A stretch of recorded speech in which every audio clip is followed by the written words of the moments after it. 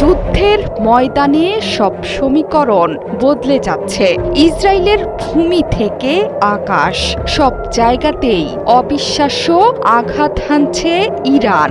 Israel America ভেবেছিল ইরানের সরকারকে ক্ষমতা থেকে উৎখাত করে পুতুল সরকার বসাবে পারস্য উপসাগরীয় দেশটিতে, কিন্তু সেটি তো হলোই না। উল্টো ইরানে আগ্রাসন চালাতে গিয়ে একের পর এক শহর, অত্যাধুনিক সব যুদ্ধবিমান হারাচ্ছে ইসরায়েল এবং আমেরিকা। গণমাধ্যমে এলো চাঞ্চল্যকর খবর, বেনিয়ামিন নেতানিয়াহুর আরও একটি শক্তিশালী ফাইটার জেট ধ্বংস হল ইরানের মিসাইলে।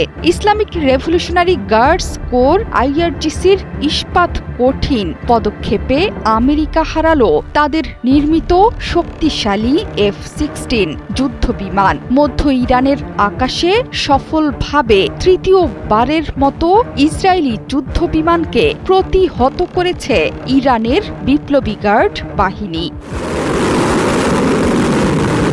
বিবৃতিতে আইআরজিসির জনসংযোগ বিভাগ ঘোষণা করেছে, স্থানীয় সময় রাত ৩টা ৪৫ ইরানে আঘাত করতে আসা যুদ্ধ বিমানটিকে লক্ষ্যবস্তু করা হয়েছিল, কিন্তু ইরানের আকাশসীমায় প্রবেশ করতেই শক্তিশালী এই যুদ্ধ বিমানকে প্রতিহত করে আধুনিক বিমান প্রতিরক্ষা ব্যবস্থা। শুধু তাই নয়, একদিন আগেই ইরানের মধ্যাঞ্চলের আকাশসীমায় প্রবেশ করা আমেরিকার গর্বের যুদ্ধ বিমান F-35কেও ধ্বংস করে দিয়েছে তেহরান। জানা গেছে এই যুদ্ধ বিমানটি আর কোনো কাজেই আসবে না বাহিনীর। যুদ্ধ বিমানটি খুব খারাপভাবে বিকল হয়ে পড়েছে, এর সাথে আহত হয়েছেন পাইলট। আইআরজিসি বলেছে, যুদ্ধ শুরুর পর থেকে বড় দক্ষতার পরিচয় দিয়েছে দেশের সামরিক সক্ষমতা।